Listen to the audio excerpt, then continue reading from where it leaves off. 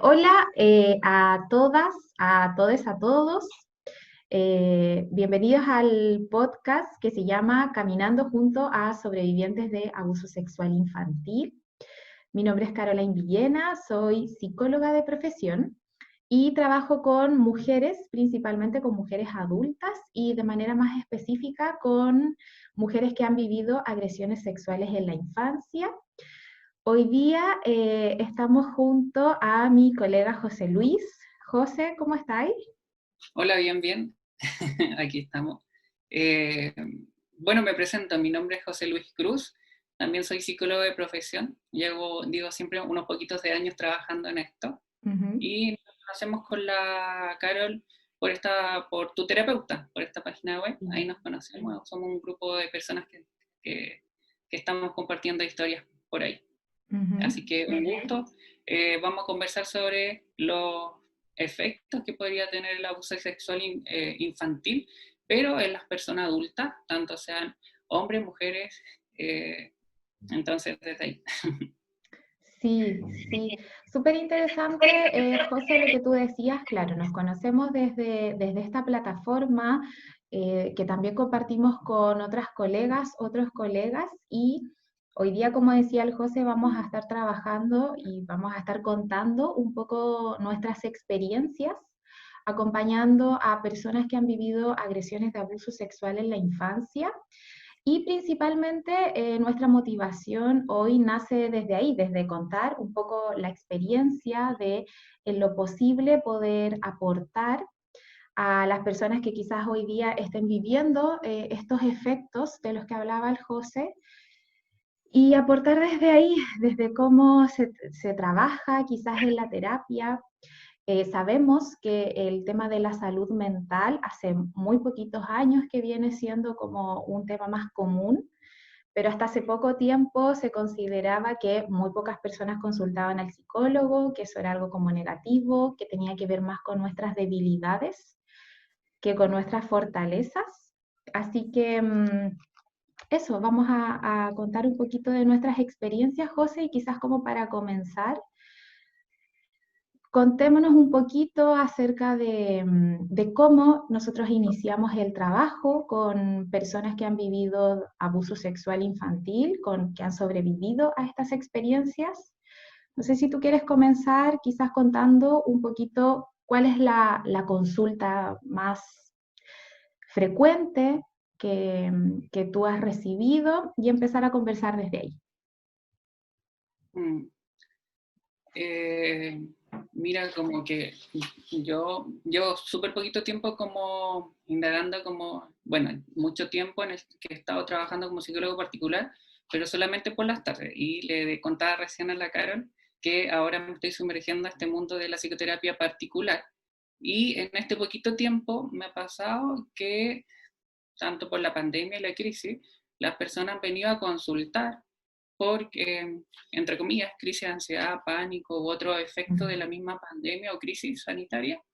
Y a las poquitas sesiones lo hemos ido dando cuenta que o no sé, se han abierto algunos como conversaciones en torno a abusos sexuales infantiles que han tenido estas personas adultas que han consultado. Entonces, no es una cuestión como que me sorprenda, porque también se sabe que el abuso sexual infantil es una temática súper difícil de poder como sobrellevar.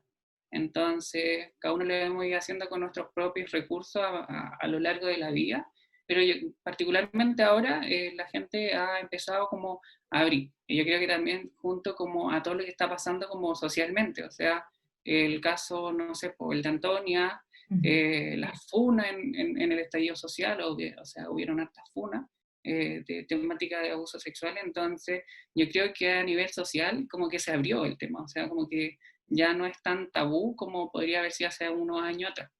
Entonces yo creo que como por ahí me están llegando algunas personas a consultar, mayoritariamente son mujeres, también unos poquitos hombres, pero mayoritariamente son mujeres las personas que consultan por abuso sexual en su infancia. Mm. Eh, Súper interesante. Y en cuanto a lo que tú dices, como de lo que decías en un inicio, es quizás, claro, la motivación para que la persona consulte tiene que ver con la ansiedad y quizás con esta ansiedad un poco desajustada que se presenta como crisis de pánico. Entonces ahí vemos quizás como el puntapié que hace que la persona llegue a consultar y que cuando vamos indagando un poco más sobre su historia, constantemente aparece como esto, bueno, esto me pasó cuando era chica, no lo había trabajado antes o lo he conversado con muy pocas personas, pero no todas han tenido como este proceso terapéutico o un proceso más acompañado para empezar a comprenderse quizás desde otra manera. Pero ahí vemos también como la utilidad a veces de la ansiedad, ¿cierto? Como que es algo con lo que no me gusta vivir, obviamente, que me genera ciertos desajustes en mi cotidianidad, me hace quizás a veces sobre reaccionar con algunas situaciones y que finalmente me hace vivir un día a día que no me gusta tanto. Entonces ahí también es súper importante el cómo nos empezamos a comprender desde eso, desde ese desajuste que pudiera considerar la persona que no le gusta de sí misma y que finalmente la hace abordar hoy día temas así que yo concuerdo contigo, desde el estallido social que venimos con altos niveles de incertidumbre. ¿Cierto? Y que la incertidumbre está asociada un poco a la ansiedad porque no sé qué va a ocurrir. En el estallido social nos pasaba mucho que quizás como ni siquiera sé cómo voy a volver, cómo me voy a devolver a mi casa, ¿cierto? Luego del trabajo. Entonces estos niveles como a veces sostenidos de incertidumbre genera mucho que la persona no le guste su cotidianidad y luego la impulsa, yo lo veo desde esa manera, la impulsa a consultar.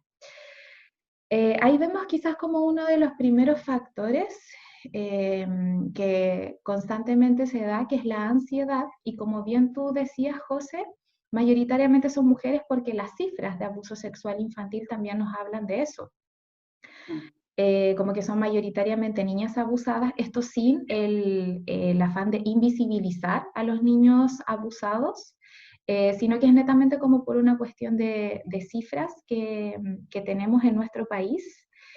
Y quizás en eso mismo, José, me gustaría que pudiéramos indagar sobre también otro tipo de efectos que quizás tú has conocido más en tu práctica clínica hasta hoy.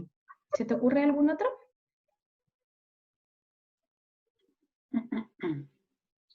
Efectos, sí, yo creo que como estaba pensando, yo creo que mientras pensaba se me vienen muchos pensamientos de efectos. O sea, efectos como a niveles de relaciones y en relaciones de todo tipo, o sea, laborales, familiares, con amigos.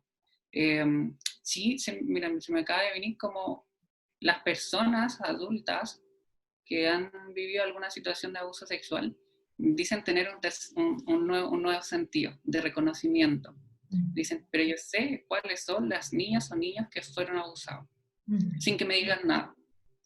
Y me dicen también, o sea, yo sé que estos tipos algo tienen, o estas personas, como que, y le pregunto, pero ¿cómo lo sabes? Me dicen, no lo sé, simplemente lo sé. Entonces, y ahí yo les digo que en el fondo, claro, el cuerpo también tiene una historicidad. Entonces, digo, el cuerpo también tiene una memoria. El cuerpo reconoce ciertas cosas que pueden tener los niños o niñas que están siendo abusadas, y a lo mejor uno con los ojos, que es uno de los sentidos que tenemos, pero hay muchos otros que están ahí dando vueltas. Entonces, cuando unimos como toda esta persona, se sabe, y como que podrían tener quizá una habilidad súper especial de reconocimiento de niños o niñas que están siendo abusados, y también de reconocer a posibles perpetradores de abuso o perpetradoras, que también existen, de abuso sexual. Entonces, yo creo que eso es uno de los efectos como que hay, que también podría ser un recurso y una habilidad, pero a la misma vez podría estar gatillando otros efectos quizás más negativos por cualquier motivo, tanto porque no me gusta lo que estoy viendo o me está generando un problema. O sea, podría ser que se esté viviendo este mismo efecto desde la problemática en vez de como un recurso. Entonces, con qué lente estamos mirando esto. No sé cuál ha sido tu experiencia, cómo lo has hecho tú y cómo, no sé, pues como las mismas preguntas que me hiciste, o sea, cómo llega la gente a tu consulta. O sea, Sí, según lo que sé, tienes hasta experiencia ahí de trabajar con mujeres que han sufrido temática de abuso sexual en su infancia, entonces a lo mejor tienes muchas cosas que contarnos. sí. Me gusta mucho, José, lo que tú planteas, como esto vivido como un recurso, ¿cierto? Cuando nosotros hablamos de efectos, no necesariamente nos estamos refiriendo como a algo negativo, sino a mirar como en mayor amplitud. Y cuando miramos de manera más amplia, también nos encontramos con hartos recursos. O sea, de hecho, desde donde nosotros trabajamos, es como centrado en los recursos de las personas, en las historias de las personas, en una validación, en un reconocimiento y en el respeto finalmente de las historias de las personas con las que trabajamos. Entonces, concuerdo mucho contigo como con esta habilidad, ¿cierto? Algunas lo llaman como intuición, como que están súper conectadas con eso y concuerdo mucho con lo que decías de esto de como la memoria del cuerpo. Yo lo trabajo como desde esa mirada, como que nuestro cuerpo tiene una memoria y lo que siempre hablamos con las mujeres con las que trabajo es como nuestro radar, como que nuestro cuerpo aunque cuando niña no supieras ponerle nombre a lo que te ocurría, tu cuerpo te dijo, esto no es agradable, esto parece que no está bien, esto no me gusta, y es solo con la sabiduría del cuerpo. ¿Cachai? No se contaba con las palabras para ordenar la experiencia, pero el cuerpo te alertó de que era algo que no te gustaba. Y es súper bonito con eso porque finalmente vemos que nuestro cuerpo de distintas maneras buscó protegernos y así generamos distintas acciones también para generar esa protección. Y en mi experiencia yo he reconocido como un poco ciertos hitos para que las personas lleguen a consultar, porque la mayoría plantea como, mira, yo sabía que esto lo tenía que trabajar, como yo sabía que este era un tema que yo quería contar, pero como que lo venía postergando, lo venía pateando, ¿cierto? Pero he observado un poco y he construido con las personas con las que trabajo que cuando se ven enfrentadas a una nueva etapa, ahí empiezan a generar como un poco esta incomodidad con no revisar esta parte de la historia. Por ejemplo, me ha pasado con mujeres que entran a la universidad en carreras como altamente demandantes y a veces como ellas sienten que no hacen frente a esta demanda, como a lo que hablábamos en un inicio de la ansiedad un poco más excesiva, que no les permite desarrollarse como ellas quizás quisieran, a mujeres que quizás están buscando un nuevo trabajo y se sienten como inseguras un poco de algunas habilidades y eso lo anclan a su historia asociada al abuso o a mujeres que hoy día se están viviendo la maternidad y la maternidad en distintas etapas. Por ejemplo, puede ser con con hijas muy chiquititas, hijas e hijos muy chiquititos y que a veces se conectan con la edad que están teniendo sus hijos, lo conectan con la edad en la que ellas fueron abusadas. Entonces, el vivir esa etapa, como esa experiencia, la viven con un alto sufrimiento, con dolor, narran como muchas pesadillas asociadas y son pesadillas súper súper densas, como que las complican mucho porque genera un dolor físico, luego al otro día se levantan mal, su día empieza mal, porque son pesadillas que las conectan muchísimo con lo que ellas vivieron en la infancia. O también ocurre con madres que tienen hijas adolescentes y como en este proceso muy propio de la adolescencia que es eh, reclamar más libertad, ¿cierto? Que es súper sano, también es súper sano y es súper esperable. Reclamar esta libertad de ya quiero ir y quiero ir a la casa de mi amiga y quiero quedarme en la casa de mi amiga o quiero salir a tal parte y a veces sienten que por sus miedos están perjudicando la vida de sus hijas en cuanto a cuánto ceden en libertad.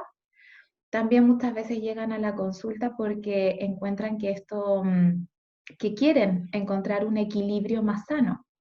Y eso, José, como tú decías ahí en algún momento, no significa que anteriormente no tuvieron recursos suficientes para seguir haciendo su vida. O sea, muy por el contrario, todo el tiempo han tenido recursos para sobrevivir a estas experiencias y para seguir viviendo la vida con niveles mínimos de algo saludable, ¿cierto? Pero llegan a veces en ciertos momentos en el que sienten que necesitan de otras estrategias para poder lidiar con estas situaciones un poquito mejor y seguir con una vida que también les guste. ¿Cachai? Como un poco, eso me ha pasado a mí como en esta experiencia, como que en esos puntos a veces llegan a consultar. ¿Te pasa a ti también? Como que me conecto con tu historia mientras estabas como, anoté algunas palabras como para ayudar a tu memoria. Y sí, como que lo quiero llevar quizás con lo que me estoy contando, que en el fondo como que hay situaciones nuevas, o sea, a lo mejor lo que estaba haciendo, y a lo mejor esas cosas que estaba haciendo que no sabía que estaba haciendo, o sí sabía que estaba haciendo, eh, a lo mejor hoy ya no me están resultando o ya no me hacen el efecto que antes, dado que yo digo que la vida es como bien mágica y nos va poniendo diferentes situaciones como hoy lo podemos ver, o sea, las personas que estamos acá, ninguno hemos vivido una pandemia antes y estamos todos viviendo una pandemia nueva y estamos todos viendo si es que nuestros recursos, los que teníamos, funcionan y estamos generando otras habilidades, otros recursos, otros conocimientos y otras cuestiones. Entonces pasa lo mismo como yo creo que la temática de abuso sexual infantil cuando somos grandes o cuando vamos creciendo. O sea, en la historia que me contáis de chiquillos que van a la universidad y el estrés puede ser a lo mejor la comilla, porque puede ser sintomatología de que algo, pongo comillas porque las palabras como que a mí eso no representa tanto. Entonces como la sintomatología de que es como que me hace falta como quizá ir a ver esta historia y hacerme, conocer, como no sé si hacerme cargo, pero como a trabajarla, a verla, a vivenciarla, como ver qué pasó. Y a lo mejor el estrés particularmente, o el sistema académico, qué tan maltratador es. O sea, y si nos vamos a una situación de abuso sexual en la infancia, es la cuestión que te violenta más grande, o sea, una cuestión que vulnera todos tus derechos de persona. Entonces, ¿cómo nos podemos conectar con la experiencia de estudiar, que puede ser un sueño súper bonito, pero a la misma vez puede conectarme con la historia de maltrato que yo tuve en mi infancia, de un abuso, una violación, lo que sea? O cómo la maternidad puede como despertar los miedos que tuve cuando sufrí abuso sexual y sobre todo cuando los niños van creciendo, o sea, miedos de mamá o papá que sufrieron abuso sexual y que lo quiero tener en la casa, no lo quiero dejar ir a ningún lado. Y sobreprotejo, entre comillas.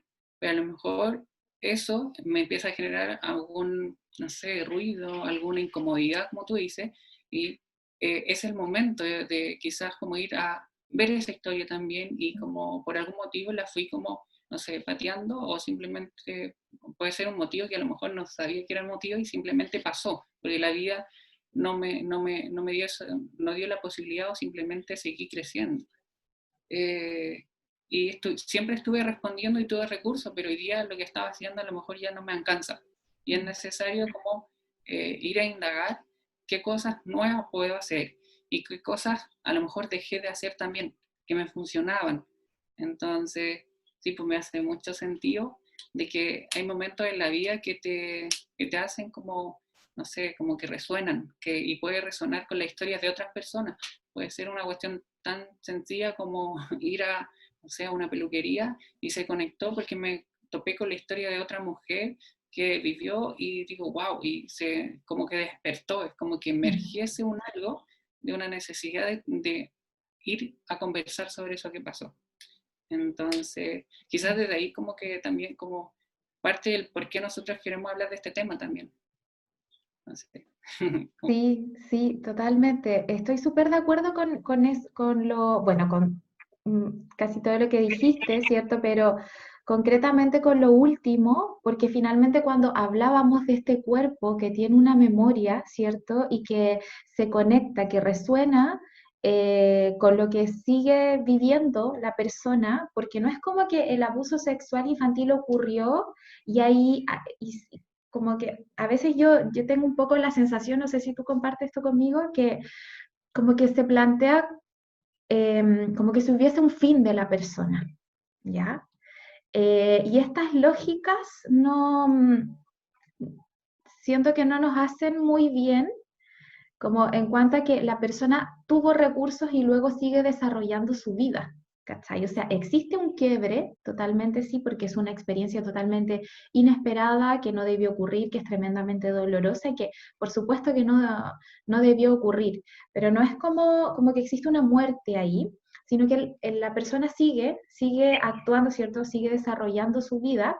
Y luego en este cuerpo que tiene memoria, como tú bien dices, distintos estímulos pueden volver a la persona a revivir como más o menos corporalmente lo que vivió del abuso. Entonces ahí es como tremendamente importante, no sé, a veces puede ser eso, una conversación o puede ser un olor, una canción, como distintos estímulos. Dime. Perdón, dale, dale. Ah, ya, le doy nomás, ya.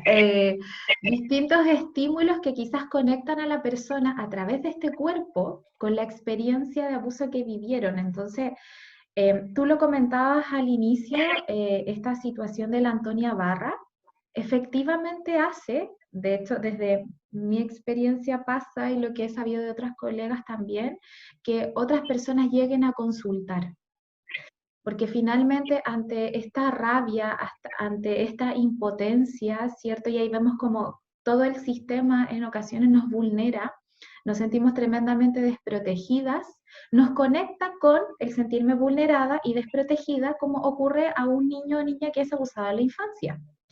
Entonces también como este sistema a veces vuelve a vulnerar y vuelve como a abrir esa herida que estaba ahí que no había verbalizado, que en ocasiones las personas cuentan en sesión como, esto no se lo he contado a nadie.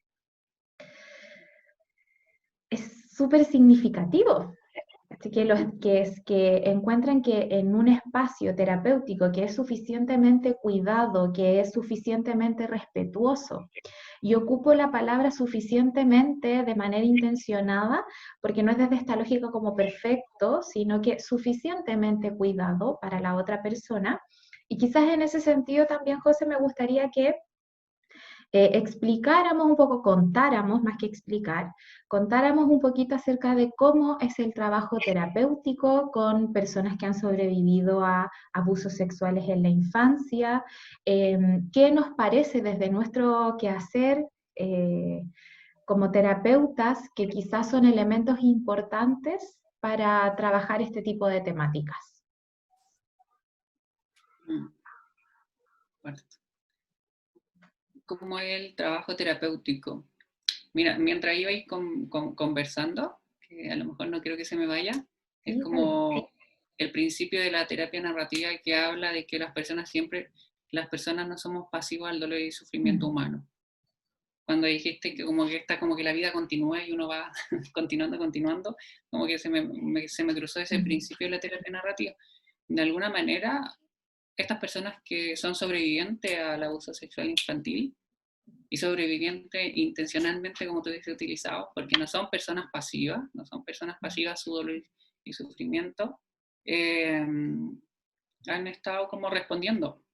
Entonces, yo desde ahí como valorar como, y me lleva como al espacio terapéutico, o sea, de principio me invita a mí, y digo, me invita a reconocer, o sea, lo primero yo creo que hay que reconocer como terapeuta, como psicólogo, psicoterapeuta, como queramos llamarlo, como reconocer lo que ya han estado haciendo, o sea, reconocer y esos reconocimientos, validarlos también, o sea, eh, y desde ahí como terapeuta digo que trabajo desde lo más horizontal posible, que sea una relación terapéutica lo más horizontal posible, porque no vamos a negar, entre comillas, el poder que puede existir, porque hay un conocimiento que está desde este otro lado del terapeuta, pero también los terapeutas nos falta un conocimiento que no tenemos, o sea, la vida de la otra persona. Entonces hay que tratar de ser lo más transversal posible y tener, yo digo, encuentros de conversación. Ni siquiera le llamamos como sesiones psicológicas, sino que encuentros donde nos juntemos a conversar sobre lo que está doliendo, sobre eso que está sufriente, o quizás puede ser una incomodidad, pero y a veces te llega a la consulta y dice, pero es que me pasa algo y no sé qué lo que es, no sé qué lo que es, y bueno, no importa. Vamos juntos, por eso a lo mejor el nombre de Caminemos Juntos sobre esta temática, sobre sobrevivientes. Bueno, caminemos juntos este proceso psicoterapéutico sobre lo que te pasó. Y desde ahí creo que lo principal para mí, lo más como principal que tiene que haber en un proceso terapéutico tiene que ser el respeto. O sea, un proceso irrespetuoso terapéutico para mí no me hace sentido. Entonces, respetar que a lo mejor no se quiere hablar directamente del abuso sexual en la primera, ni segunda, ni tercera, ni cuarta sesión, sino que yo creo que ahí como terapeuta hay que esperar, hay que esperar que la persona tome la confianza, quiera hacerlo, o quizás como que con algunas personas se me viene a la cabeza que me dicen, bueno, vamos a construir en conjunto un caminito de recursos, un caminito de conocimiento, un camino de otras cosas. O otras personas utilizan la metáfora de la mochila. Vamos a llenar mi mochila, o a lo mejor vamos a ver lo que tenía la mochila y vamos a sacar lo que no sirve y vamos a meter otras cosas que a lo mejor dejé en el camino por A, B o C motivo. Entonces, puede ser, yo creo que el proceso terapéutico puede ser de muchas maneras diferentes, no creo que haya una única forma de hacer psicoterapia, también en temática de abuso sexual, pero uno de los pilares para mí es el respeto. ¿Por qué el respeto? Porque yo creo que la situación, que el hecho de un abuso sexual infantil es una vulneración muy grande y es la falta de respeto más grande que le puede pasar a una persona, sobre todo a lo que es un niño. Entonces hay que hacer que el espacio terapéutico sea lo más respetuoso posible. Entonces, eso. Sí. ¿Qué te Creo, pasa a ti con esto? sí, quiero destacar un poco como una frase que dijiste que la anoté, porque también hay para que no se me olvide, como conversar sobre eso que está doliendo. Y me gustó mucho esa frase en sí porque es como lo que está doliendo hoy, ¿cachai? Como sobre lo que duele hoy y finalmente no hay persona más experta en lo que duele que la persona que consulta. Entonces, me gustó mucho esa frase porque creo que resume súper bien el que la otra persona va a saber, va a ser la experta sobre lo que le duele y en cuanto a eso del respeto que tú comentabas, claro, o sea, luego decías que pueden existir distintas formas, pero como dentro de estas distintas formas, de lo importante como que sea un espacio de respeto. Y yo ahí lo veo también de una manera similar, pero cambio la palabra como de respeto por un espacio cuidado, como en el que estemos cuidando esta historia, estemos cuidando lo que tú quieras contar, cuándo lo quieres contar. Y eso asociado a lo que tú decías de lo que está doliendo hoy, como conversábamos en algún punto, muchas personas tienen esta historia y de hecho lo esperable es que mantengan esta historia y quizás en un secreto durante muchos años.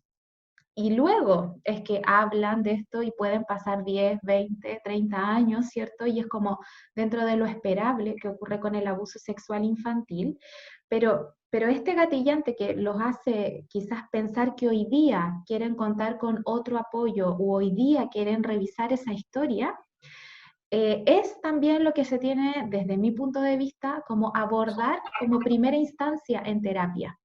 Entonces ahí yo no voy como experta a decirle a la persona, no, es que lo que a ti te ocurrió fue esto, entonces tenemos que sí o sí ir atrás. Como que ahí en el fondo no estoy respetando la expertise de la persona, estoy yendo yo con mis conocimientos a decirte cómo se hace. Y ahí, y creo que esto también, José, como Muchas veces también está influencia que las personas tengan miedo de consultar. Y por eso también queríamos nosotros, cuando conversamos este tema, cuando nos planteamos sobre qué conversar, era como una de las razones, como plantear que si en ocasiones la persona está sintiendo que el proceso no está siendo cuidadoso, no está siendo respetuoso, que quizás se plantee si quiere trabajar o no con esa persona. Porque, como tú decías, si el abuso sexual es totalmente como transgrede el respeto, transgrede una lógica de cuidado, porque siempre es un abuso de poder, el proceso terapéutico debiese ir en una línea totalmente contraria, totalmente cuidado, respetuoso, con ciertos tiempos, con ciertas pausas, según como la persona lo vaya necesitando. Entonces, en ese sentido, claro, me hacía como mucho sentido esa frase que dijiste, me gustó harto. Y yo diría eso, no sé si tú estás de acuerdo conmigo con el que si la persona se siente que no está siendo cuidada, quizás a veces cuestionarse si es el terapeuta o la terapeuta más idónea para ella. ¿Qué piensas de eso? Sí, como, sí, yo creo que si es que la persona en el momento terapéutico, en el espacio terapéutico, no se está sintiendo cuidada o cuidado, o no se está sintiendo respetada o respetado, yo creo que está en todo su derecho de poder cuestionarse, o sea, y desde ahí los invito Mm. a que salgan de esa sesión y se pregunten, ¿cómo me sentí dentro de ese espacio? Eh, las preguntas, y ahí voy como a esta como posición de experto en temática de abuso sexual, de cuéntame hoy lo que te pasó hace 40 años atrás. Yo esa pregunta no la haría nunca jamás.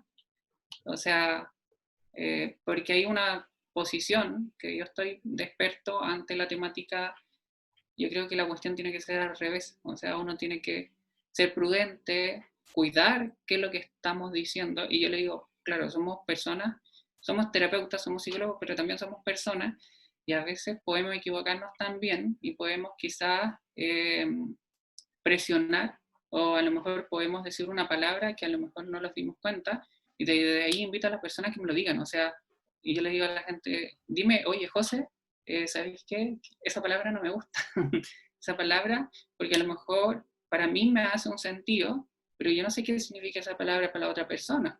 Entonces yo invito a las personas en las primeras sesiones a que me cuestionen y me digan cuándo se están sintiendo pasadas a llevar. Entonces, eh, invitaría como harto a pensar, y una cuestión que yo también he ido psicólogo, y me voy después de las primeras sesiones, digo, ¿cómo me sentí?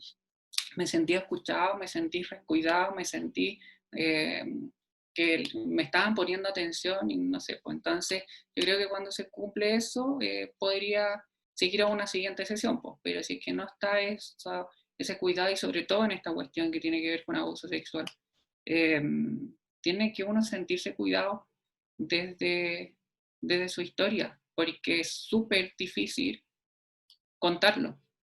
Entonces, a lo mejor la presión de cuéntamelo ahora o cuéntamelo cuando yo creo que es necesario como psicólogo, puede generar algún daño y algún sufrimiento de, pucha, a lo mejor no soy capaz o debiese ser capaz de poder contarlo. ¿Qué me está pasando? Estoy enfermo. Entonces, no, yo creo que hay cosas que nunca han sido contadas y que no tienen palabra, hay cosas que no tienen una voz. Entonces, cuesta poder verbalizarlo y ponerle una voz o ponerle un nombre. Y yo le digo, ya no importa, no importa, o sea, no importa que no tenga un nombre. Y a veces trabajo con comida, esto, o eso, o aquello. Entonces uno puede ir trabajando con esas cuestiones y va como caminando, como vamos como viendo qué es lo que pasó y cómo estáis sintiendo hoy día con esto. Y yo creo que emerge solo en la conversación en algún momento, solo, sin ninguna presión, sin ninguna obligación, solo emerge los relatos eh, de abuso. Y yo le digo a la gente que tampoco necesito como terapeuta poder conocer la historia del abuso. Yo como terapeuta no necesito que me cuenten el detalle de cómo pasó.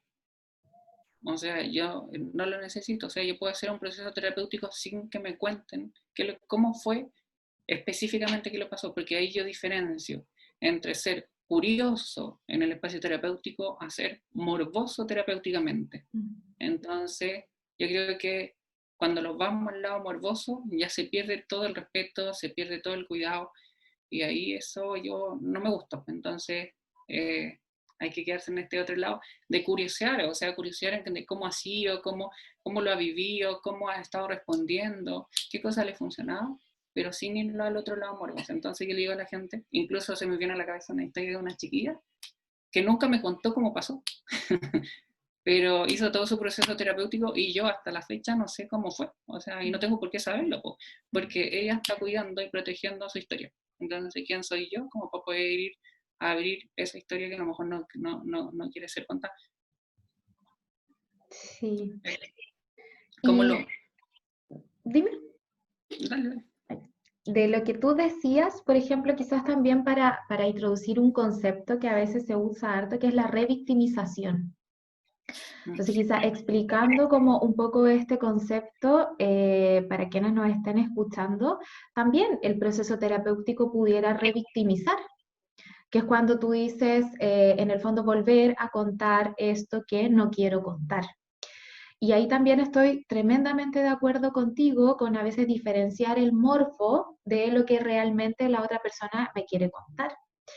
Y en eso ocurre como esta paradoja, o sea, imaginémonos el ver a una persona que está contando una historia de abuso que a lo mejor no se la ha contado nunca antes a nadie y va a un proceso terapéutico y el psicólogo o la psicóloga presiona para que cuente esta historia porque es necesaria para el proceso.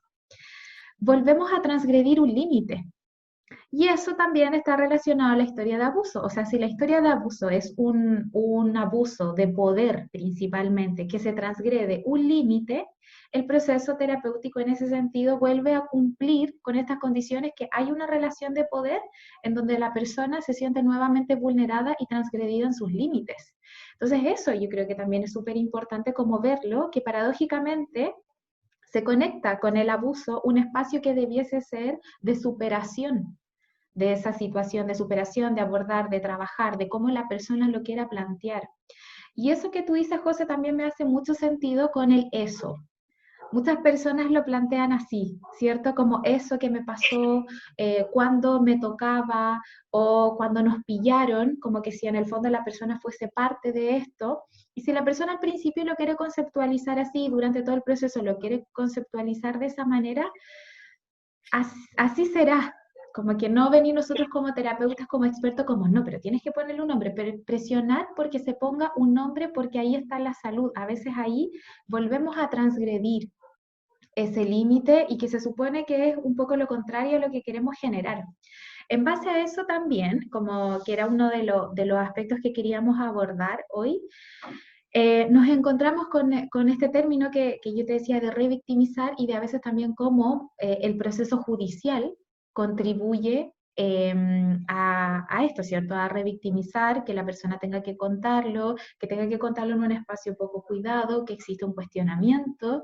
La otra vez cuando nos reuníamos para hablar de esto, tú me contabas ahí de algunas experiencias, no sé si quisieras comentarlo también y cómo tú lo abordas desde el proceso terapéutico, como es una condición que tú pones quizás o no, es algo en el fondo que va en la línea de lo que conversamos. Lo pregunto intencionadamente, ¿ah? Es como para que quizás quede claro en cuanto al cómo abordas en sí el proceso judicial.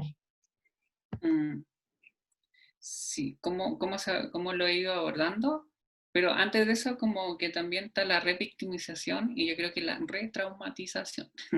Y yo creo que ahí como terapeutas o psicólogos también podemos retraumatizar a las personas o personas que nunca se han sentido víctimas y han estado sobreviviendo toda su vida y le ponemos la victimidad, entre comillas, en su persona y las ponemos en esa comilla condición de víctima. Y yo creo que una víctima, claro, no vamos a negar que las personas que sufrieron abuso sexual en su infancia fueron víctimas de ese hecho, una o 1000 veces, las que hayan sido.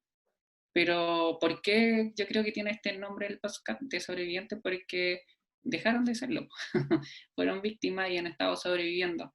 Entonces yo creo que hay que también tener mucho cuidado como terapeutas de retraumatizar a las personas con temática de abuso sexual. Entonces desde ahí tenemos que tener tu cuidado. Y como a tu pregunta de lo que va desde lo judicial, yo lo separo. Yo como que lo separo un poquito. Porque yo creo que hay que separar lo judicial con lo terapéutico.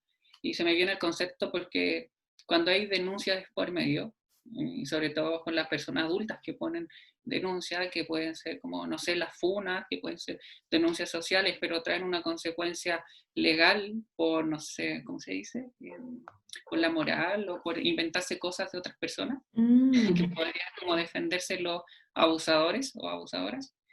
Le traen consecuencias legales a la persona también. Pues entonces de ahí como mandaría entre comillas un mensaje de cuidado también cuando se hacen funas, porque hay todo un proceso legal que pudiese estar en contra de las personas que sufrieron el abuso y quizás no encuentran la justicia que están buscando porque los delitos están prescritos. Entonces, por eso yo separo harto lo que es judicial. Y yo creo que hay otras formas de hacer justicia también.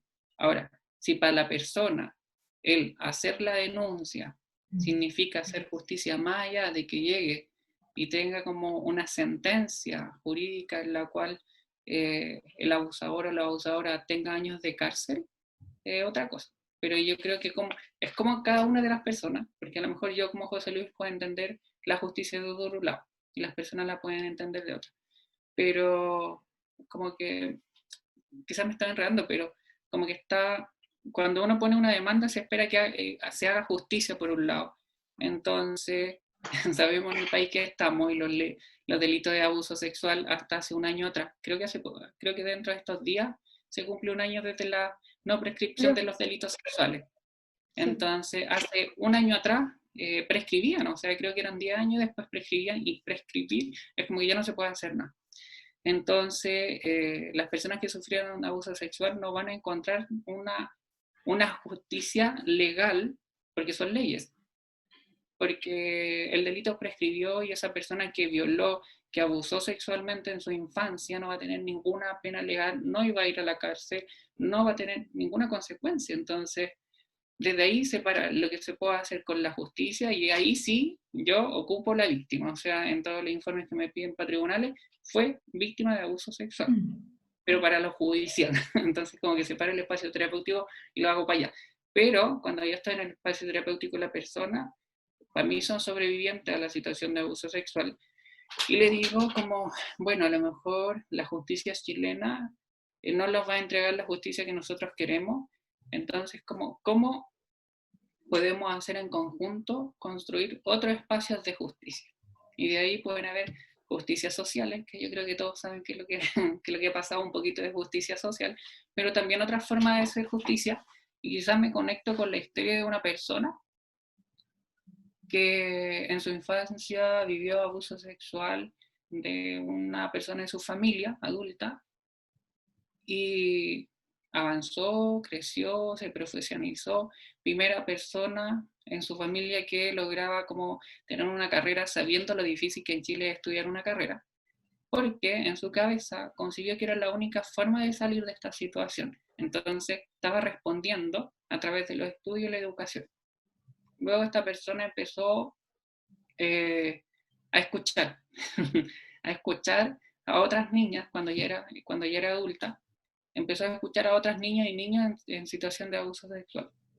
Entonces ha estado respondiendo y fue como mágico, yo digo, como dentro, y digo, me gusta la palabra magia, pero eso es muy mío.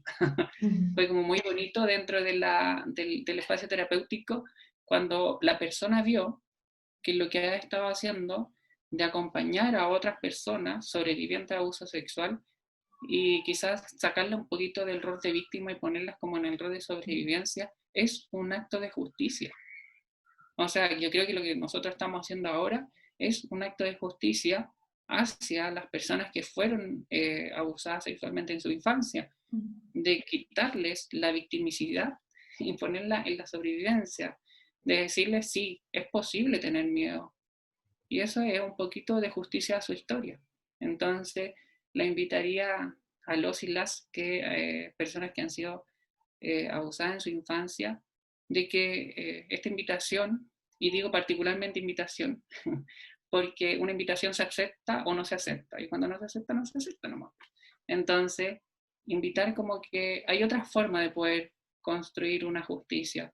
Una justicia puede ser una carta quizá a los papás que nunca escucharon esa historia, a lo mejor porque murieron, y puede ser una carta súper bonita en donde se haga justicia también a la historia de uno mismo. Entonces, y eso lo entrega el espacio terapéutico y en conjunto de, como terapeuta, escuchar mucho lo que para la persona significa la justicia. Y quizás también construir en conjunto y no quedarlos pegados con la historia de justicia legal de leyes, porque a veces las leyes no acompañan. Entonces, eso. No sé cómo lo has hecho tú, cómo te pasa a ti con esta cuestión de las leyes y la justicia.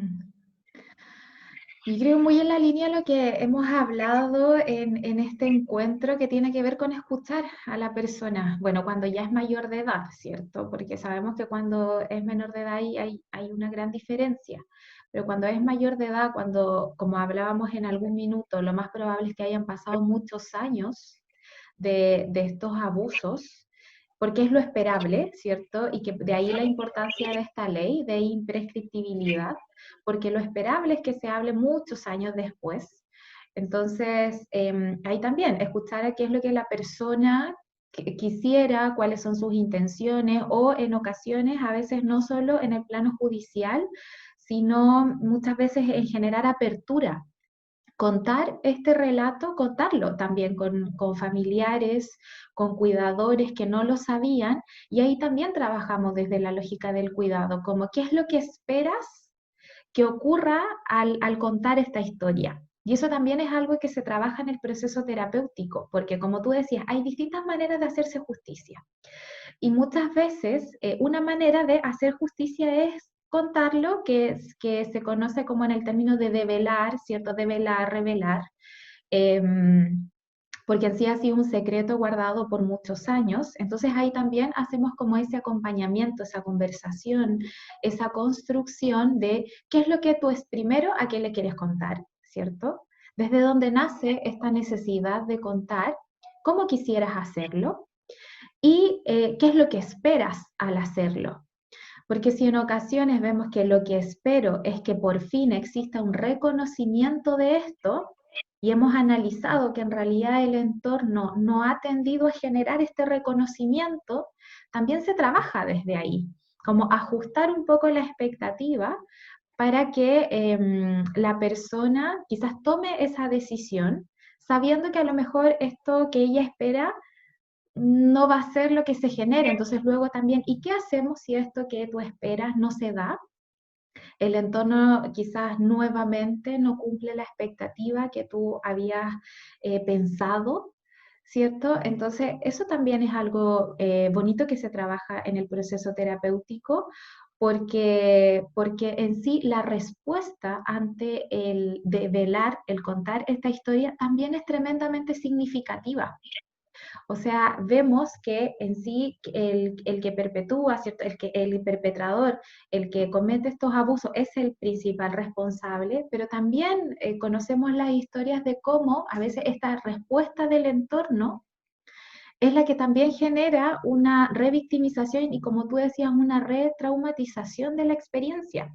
O sea, por ejemplo, acá en el caso de Antonia se ven como esos elementos, ¿cierto? Está quien comete la violación y luego está este entorno que en el fondo que no protege, que tiende a responsabilizarla, que tiene una respuesta que en el fondo es totalmente invisibilizadora para ella, eh, con las consecuencias que este todo genera, ¿cierto?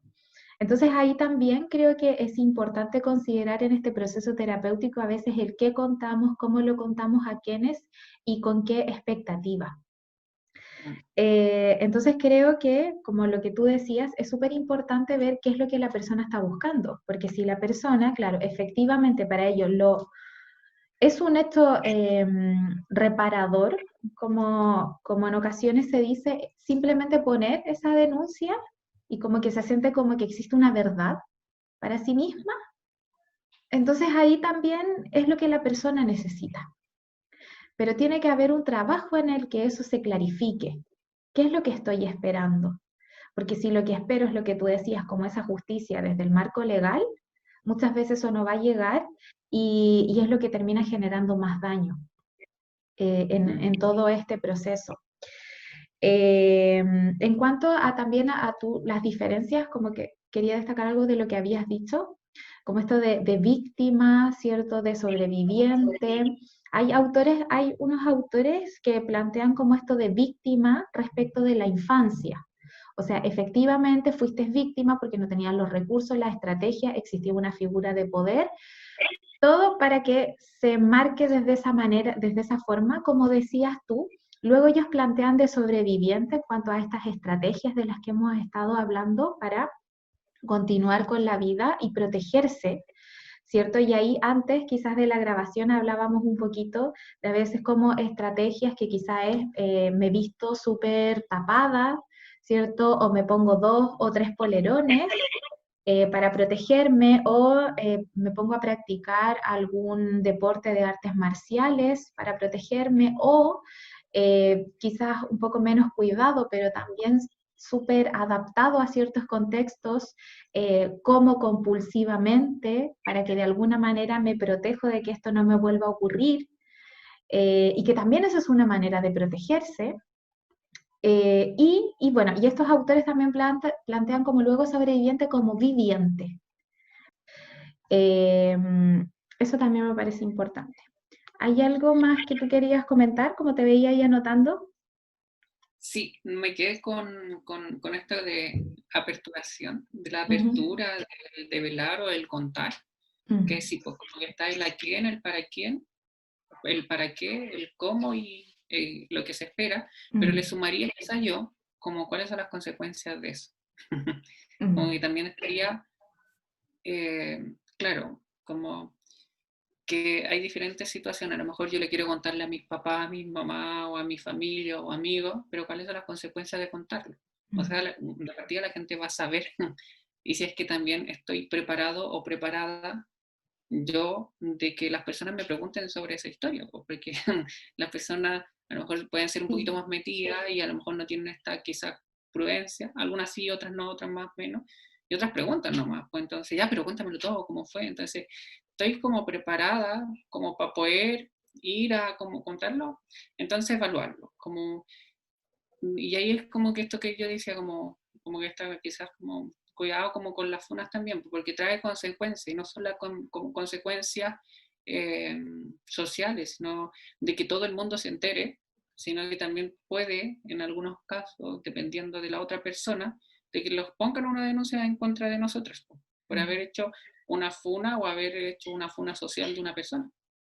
Y ahí las consecuencias son tener que ir a, no sé, a PDI, de contar lo que pasó y de que en el fondo voy a tener, no sé, voy a empezar a otra vez como con esta historia, tener que, casi por obligación a tener que hacerme cargo, porque si que no me defiendo de esa denuncia, o no sé, no es denuncia, otro término legal, no me acuerdo, pero que se ponen, no te haces cargo, en el fondo no te va a estar defendiendo y podéis tener como consecuencia que es multa u otras cuestiones que ahí los abogados sabrán cuáles son. Yo no soy abogado. Así que, pero sí hay consecuencias, pues entonces, sí. como que también tendría como súper atento de las consecuencias, Mm, como, qué es lo que espero, sí, qué es lo que espero de esto, pero las consecuencias de esto y ahí ponerlo en una balancita y ver si es que hoy es el momento y si estoy preparada o preparado como para poder enfrentarlo, mm, como para poder seguir como sobreviviendo o viviendo esta vida. Y lo otro, como que me decías, como lo de la víctima y el sobreviviente, sí, como la anoté por algún lado, pero no me acuerdo por qué muy bien, pero tenía que ver como con la infancia, de que en el fondo, sí, pues, como yo lo pongo muy en un término como legal, como que ahí fueron víctimas y después todo el rato sobrevivientes. Y te agradezco porque como que me los das vuelta y quizá un poco me lo pones como vivientes, ¿Por qué tengo que seguir como quizás sobreviviendo y simplemente estoy viviendo? A lo mejor yo también me podría empezar a cuestionar eso. Pero es indudable que una situación de una violación, que una situación de un abuso sexual, fui víctima. O sea, hubo una situación de poder a la base donde, no sé, una persona adulta, una manipulación, un engaño de que, o una amenaza, un engaño de, bueno, te voy a comprar todos los juguetes que tú quieras, pero tienes que hacer esto. O una amenaza de, a tu papá le voy a hacer daño si tú lo cuentas.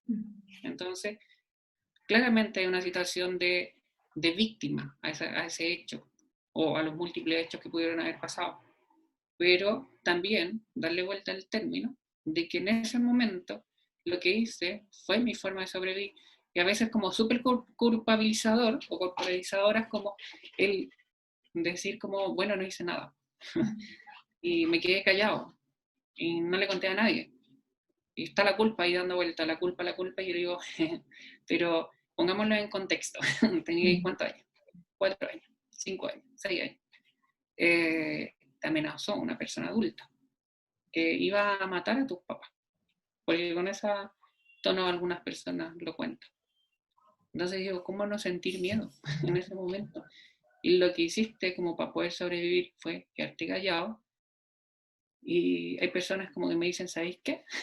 Me daba cuenta que lo que tenía que hacer todo el día era correr, jugar, cansarme y hacer muchas cosas, a que cuando llegue la noche, quedarme dormido. Y eso, yo digo, pero ¿cómo lo aprendiste? ¿Dónde te diste cuenta que no te iban a hacer daño cuando estabais cansado y dormido? O no sé, como saber que a la hora de almuerzo tenía que estar como acompañada, porque si se quedaba sola o solo en ese momento del almuerzo, esta persona se iba a aprovechar. Entonces dijo, pero ¿cómo te diste cuenta? ¿Qué estabas haciendo? ¿Cuándo fue ese día que te diste cuenta? Entonces, no, es que me di cuenta un día que la persona hizo esto y llegó alguien y se asustó.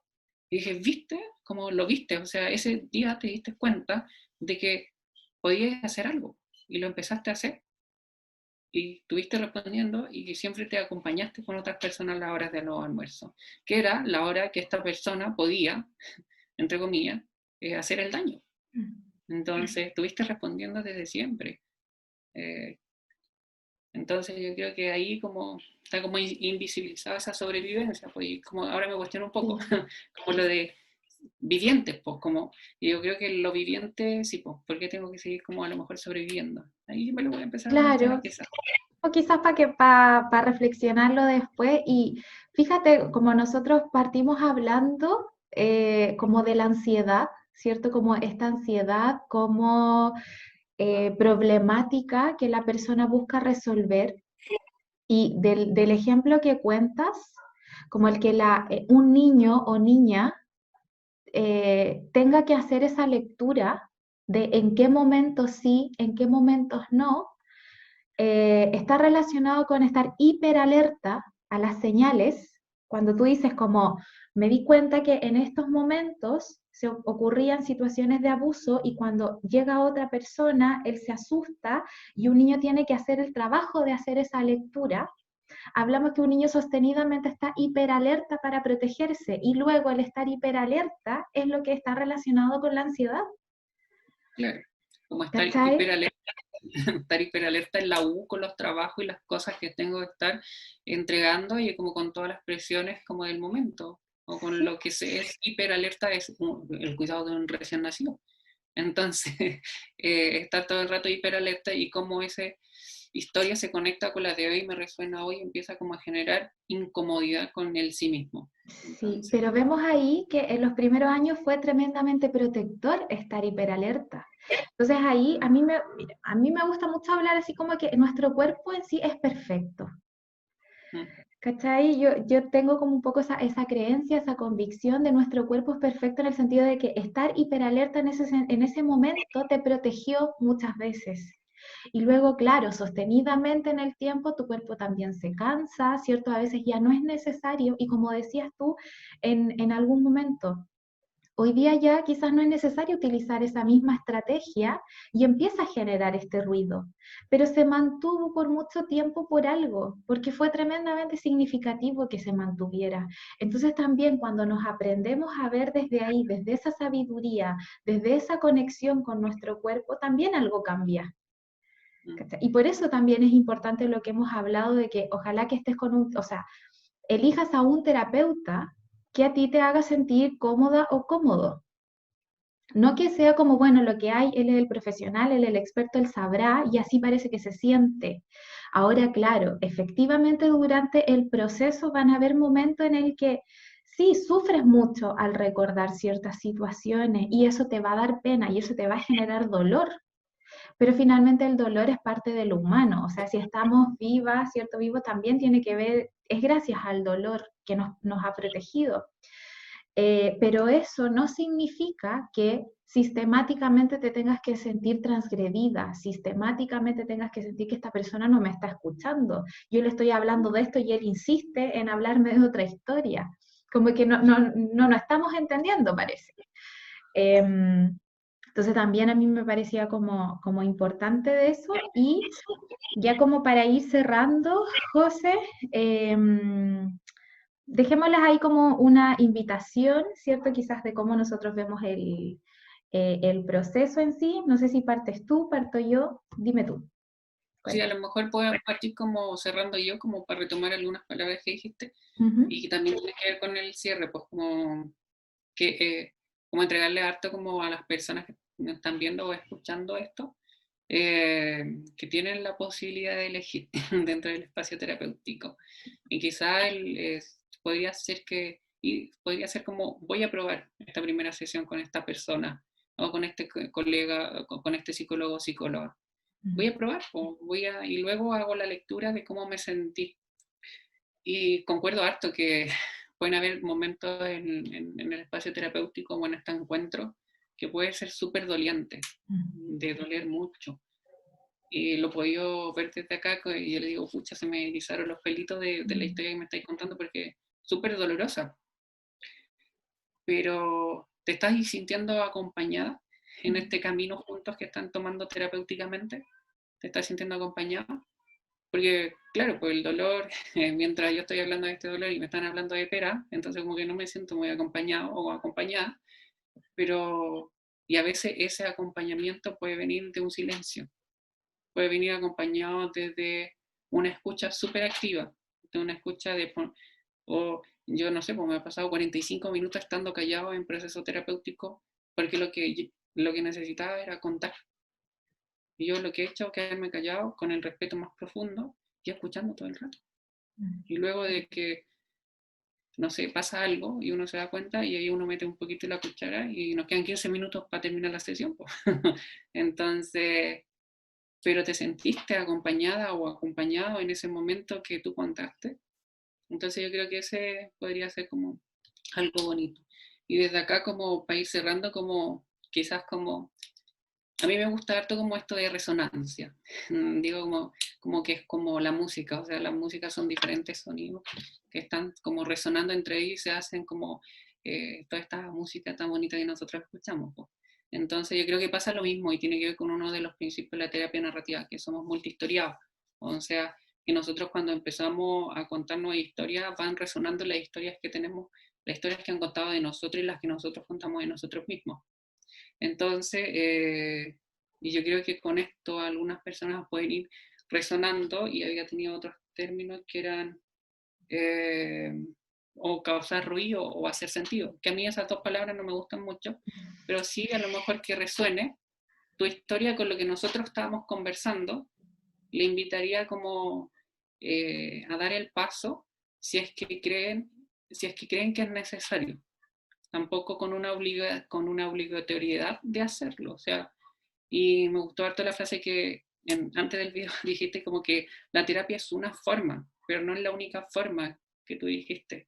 O sea, hay otras formas también de poder sobrellevar esta cuestión y a lo mejor lo terapéutico hoy no es el momento y a lo mejor llega más adelante. Pero si es que hoy creo que esto que está pasando, como la ansiedad u otras cosas, me resuena y me está haciendo como alguna incomodidad, alguna molestia, algún dolor, le invitaría a que vengan a probar un espacio terapéutico. No digo con nosotros, puede ser con nosotros, puede ser con otros colegas, en donde vivan, en donde estén. Pero podría ser y dejar la invitación abierta y como dije antes, las invitaciones se aceptan o no se aceptan. No es una tarea del colegio que hay que entregarla sí o sí, porque la tarea además tiene mala nota. Entonces, una mala nota. Mis invitaciones no, pues me invitan a un cumpleaños y si quiero voy. O sea, como bien abierto como ese espacio, como eso, me gustaría como palabra de cierre. Sí. Y a mí me gusta mucho hablar de eso, que todo el tiempo podemos elegir cuando ya somos adultos, como ser conscientes de que, que podemos elegir si es que queremos tomar un proceso terapéutico y con la persona que queramos elegir también ese proceso terapéutico. Y de verdad para mí esto es muy importante explicitarlo. Con las personas con las que yo trabajo también lo explicito. Me gusta hacerlo intencionadamente, como elijámonos. Como, yo quiero también que tú me elijas, si es que a mí me gusta decir te haga sentido o no lo que estamos conversando, es de cómo yo te lo estoy planteando. Eh, Elígelo. Y como tú decías que habíamos hablado antes de la grabación, claro, yo creo efectivamente que la terapia es una forma de abordar distintos temas, pero también creo que no es la única forma y que va a depender de la persona y que a veces lo que yo recomiendo es como también puedes leer un buen libro, puedes seguir un blog, puedes ver muchas charlas y... y quizás nosotros ahora mismo podríamos acompañar como este capítulo de ciertos links, ¿cierto? Para que las personas a lo mejor hagan una primera aproximación y luego vean si es que le hace sentido no tomar un proceso terapéutico. Como tú decías, José, no necesariamente con nosotros, puede ser con nosotros, sí, y puede ser que no, que elijan a otras personas, pero que todo el tiempo vuelvan a sentir que ellos están eligiendo. Eso es tremendamente importante, es súper sanador desde mi punto de vista. Y eso, cerrar también con el que quisimos hablar de esta temática hoy día porque son temáticas que nos mueven, que consideramos que son tremendamente importantes de personalmente creo que en todos los espacios deberíamos estar hablando de abuso sexual infantil. En mi vida personal yo busco distintos espacios para hablarlo porque creo que es de los temas tabú hasta el día de hoy, de los que se tiene a veces un poco el mito, casi que si empezamos a hablar como que puede ser que ocurra. Y no, es al revés. Si no tenemos conocimiento para verlo, si no hablamos, si no nos educamos en esto, es más probable que ocurra. Eh, entonces, como hemos hablado nosotros, no es que en el fondo, bueno, fuiste víctima en la infancia de abuso sexual infantil y tu vida y ya jodiste, está todo mal. No se trata de eso, pero si podemos prevenirlo, evidentemente sí, yo no conozco a nadie de las personas que he trabajado como que agradezca esta experiencia. Luego busca trabajar incesantemente por sobrevivir y luego vivir y disfrutar la vida, pero no es como que sea una experiencia que se agradece porque es una experiencia tremendamente dolorosa. Entonces, ojalá también en muchos espacios se hable de prevención de abuso sexual infantil, que nos eduquemos también en esa línea. Y eso, y como decías tú, José, la invitación está hecha. Ojalá, esperamos que disfruten de esta conversación, ¿cierto? Pueden hacer consultas, ¿cierto? Si es que les quedaron de este, como de este capítulo especial, si es que tienen alguna propuesta de tema, si es que quisieran que indagáramos en otras temáticas asociadas a abuso sexual infantil o abuso sexual y violación en la vida adulta, que también es todo otro tema, intentamos acotar lo más posible en cuanto al proceso terapéutico en sí, pero sabemos que es una temática súper amplia y, como decía, muy necesaria de abordar. Así que eso, gracias José, disfruté mucho esta conversación contigo. Disfruté como eso, que habláramos de esta temática en sí por la importancia que tiene, de escucharnos, de conectarnos con lo que hacemos en nuestro quehacer cotidiano. Así que muchas gracias por eso también. ¿Tú? Sí, yo como responder a tus gracias, también lo disfruté mucho, también darte las gracias porque tienes harta, quizás mucho más experiencia que yo en la temática, porque ya más tiempo trabajando. Y sí, pues como que te agradezco tus palabras, como que creo que tenemos algunos puntos de encuentro y Ujú, algunos pocos menos que no, que puede ser con sutilezas de palabras y lo demás que tiene que ver con quizás nuestra propia vida o quizás con nuestras comillas filosofía, pero tenemos muchos puntos de encuentro y eso me gustó mucho. Sentí que estábamos resonando todo el rato nosotros, como que estábamos fluyendo en la conversación. ujú.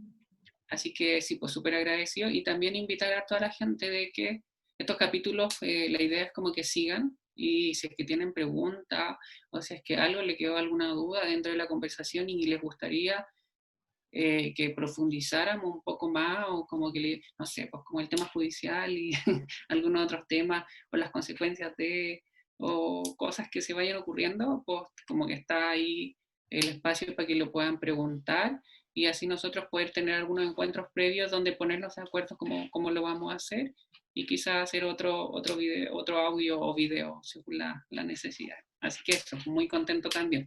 Súper, súper. Eso. Cerramos entonces este podcast y esperamos como preguntas, consultas, temas que quieran indagar. Estamos súper disponibles a verlo y hacerlo también. Así que eso. Muchas gracias. Chao. Chao.